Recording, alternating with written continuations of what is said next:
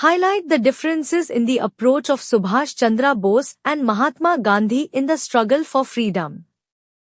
200 words, 12.5 marks. Introduction. Subhash Chandra Bose and Mahatma Gandhi were two pivotal leaders in the Indian struggle for freedom. While they shared the common goal of independence from British rule, their approaches to achieving this were quite different, showcasing the diversity within the Indian freedom movement.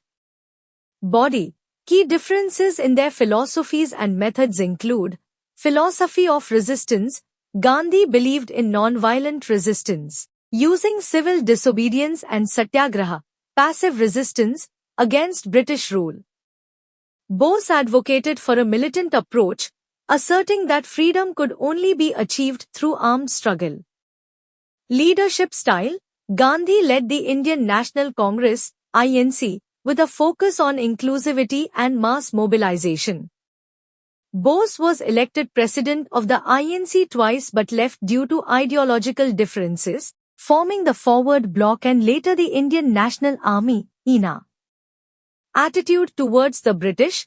Gandhi aimed for independence through negotiations and peaceful demonstrations. Bose believed that the British would only leave if forced through armed resistance. Alliances with foreign powers.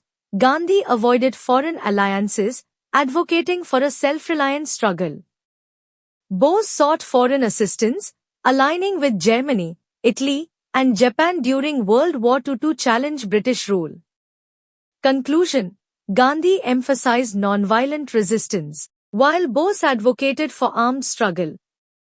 Their differing philosophies and methods enriched the movement, illustrating the range of ideas that contributed to India's independence.